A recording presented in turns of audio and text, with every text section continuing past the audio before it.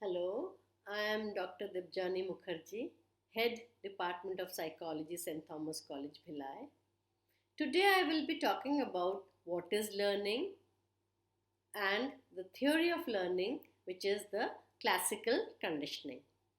Now, this topic is relevant for the MA second semester paper 1, that is basic psychological processes, as well as BA first year paper 1, that is again basic psychological processes. Come, let's start with the definition of learning. Now, what is learning? When we talk about learning, the first thing that comes to our mind is what is learning? The definition of learning.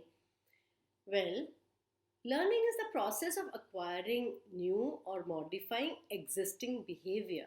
That means if you have learned something, you enhance it, or if you're learning something new, acquiring new behavior, or enhancing of the old behavior, this is what is learning. So, in learning can be a behavior, learning can be knowledge, learning can be related with skills, values, or it may be synthesizing two or more informations that you have. So, the ability to learn is possessed by both the humans as well as the animals. Now, the famous psychologist Mann, he has defined learning as a relative permanent change in behavior or the mental state based on the experience of a person. That means whenever there's a change in your knowledge, whenever there's a change in your behavior, and this is based on your experience, that is what is learning. Experience is learning. When this kind of a relative permanent change comes in your behavior, that is what is learning. As I explained before, that acquisition of new responses and enhancement of old ones, this is a definition which was given by the psychologist Underwood. Now, when we talk of learning and its theories, the common theories that comes to our mind is classical conditioning, instrumental conditioning, conditioning or learning by trial and error method, the insight learning. We have the concept of verbal learning. We have the concept of observational learning. So, in learning, there are quite a few of the theories that are prevalent in our syllabus. Also, we have them. Today, we will be talking about the most famous, I would say, theory, that is a classical conditioning. Now, there was this physiologist in Russia, Ivan Pavlov. He was there in the 1849 till 1936. He was there, and his work in the field of physiology, especially this theory, it got him a Nobel Prize. I think he got the Nobel in the early 1900s. And what he talked about is that that when you learn, say, a condition, that is what is conditioning. When there's a learning or a learned response, which is the conditioned response, definitely there has to be a stimulus which brings the response. Suppose if I take a pin and I prick it on your finger, you will remove the finger because you have felt the pain. So the pin is the stimulus and you're removing the finger is the response. So when you have such kind of a stimulus which brings out a response which is related to each other, it is natural conditioning. It is natural learning. It is a natural phenomena.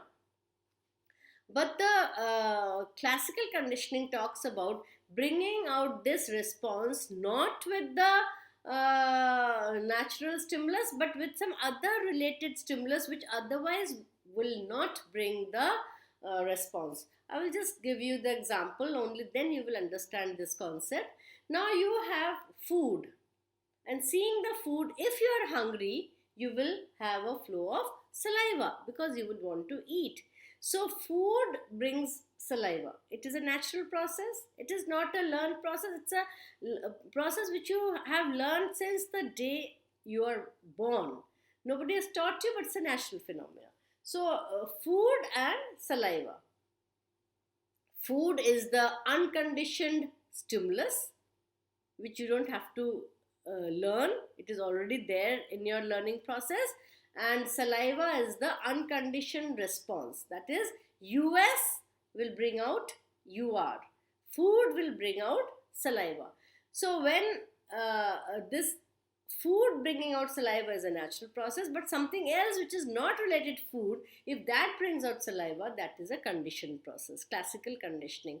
Now what Pavlov did, he took a dog and he took a cage, pinjra जिसको कहते हैं, and he put the dog in the cage with proper harness, like you harness a horse, so that the dog was not able to move much. It was static at one point only, and he opened up the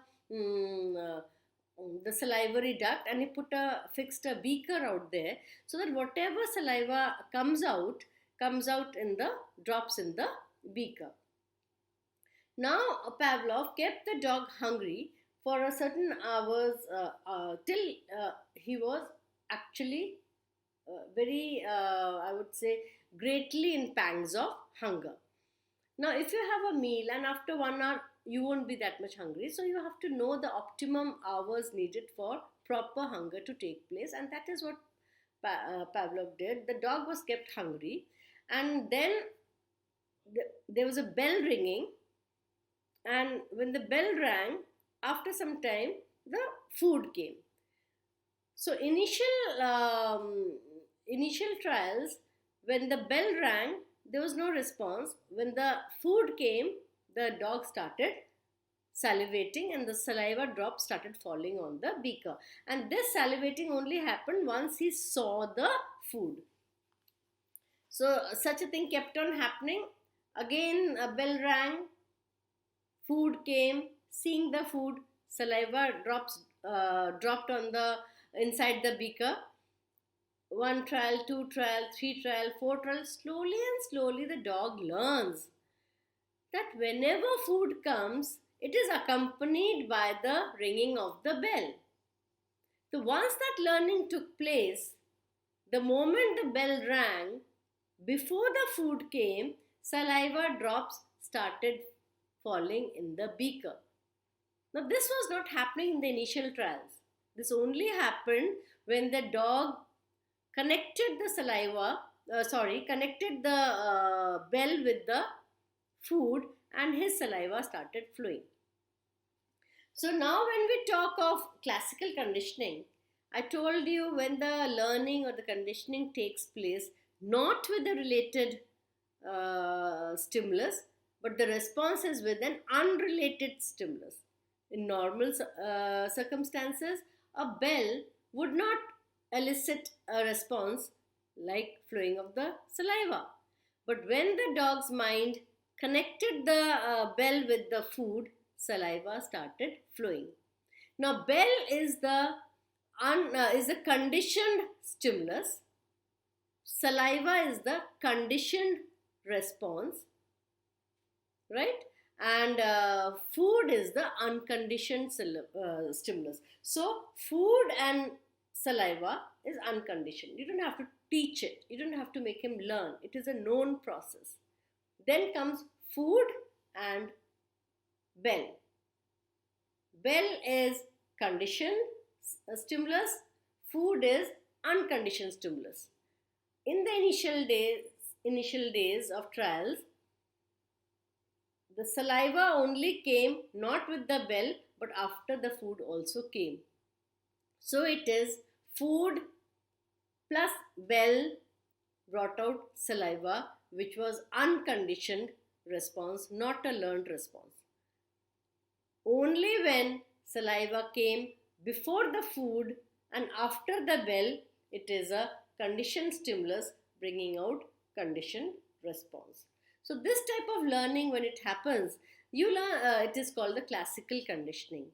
Now, so many times you will see in your daily life that you learn quite a lot of things not conditioned, or I would say purposefully, but it happens unconsciously. Suppose when you eat your meal every day at 8 o'clock in the night, there's a train line next to your house and the train passes by. Exactly at 8, hearing the train go, the food is laid on the table and you all come and eat. So you're slowly and slowly, it is not the watch or the clock that makes you hungry. Slowly and slowly, the passing of the train makes you hungry. This is what is classical conditioning. Because Pavlov observed that the dog began to salivate merely at the sight or the sound of the bell, not at the sight of the food. And according to him, salivation in response to the food in the mouth is a natural reflex. Definitely, food and salivation is a natural reflex. But if salivation occurs because of some learning process, salivation occurs with some unrelated stimulus, that is what is conditioned reflex.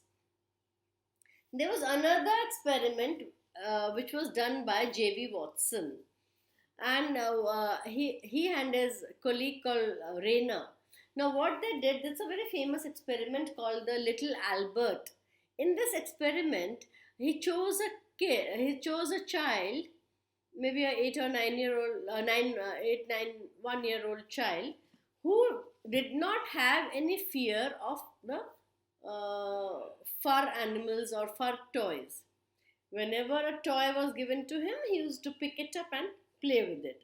So, what he did, this child called Albert B, and who was known as Little Albert, what Watson did with him, that he made him sit on the floor and with a lot of toys all around, like a white rat, a rabbit, a monkey, some mask, some newspapers, some other wooden toys, and the child was happily playing with all these toys. Then, when the child was about to pick up the white rat, a very irritating loud sound, banging on a metal sound, was made. The child was very afraid of the sound, not the white rat. So he started crying because of the loud sound. Again, anyway, he pacified the child and made him sit to play. And again, the moment he started touching the rat, again that same loud sound happened, a banging on the metal, and the child started crying. Slowly and slowly, it was seen that whenever the rat was brought near to him, he started crying. He didn't need the loud sound to happen, but he associated that sound with the rat, that this sound means the rat is coming. So, or this rat means the sound is coming. Either ways, it can be either ways. And he used to see the rat and start howling. So this was another experiment where the crying happened not seeing the rat, but the sound, and later on not by the sound, just seeing the rat, he started crying. Initially, the child was not crying when he saw the rat. He was playing with the rat. Only after the sound came along with the rat, he associated between the two, and whenever he saw the rat, he started shouting. He started crying. So this was another experiment done by Watson, which was again later very much criticized, because how he could develop such fear in a small child. Maybe because later this child could have come up with some kind of phobia related with fur toys, or related with white animals, or related with white fluffy stuff. So it can lead to long lasting effects in the mind of the child.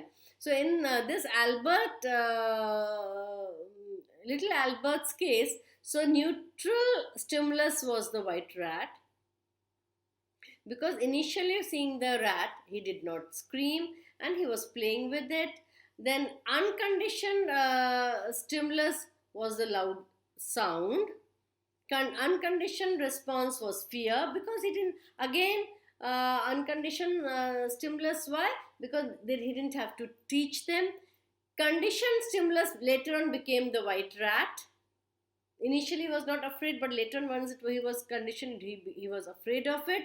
And whenever he saw the rat, he started screaming. That is the conditioned response.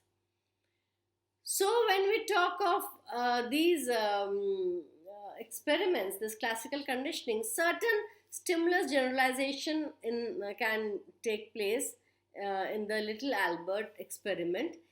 Here we say that it is just not fear of white rat that would happen.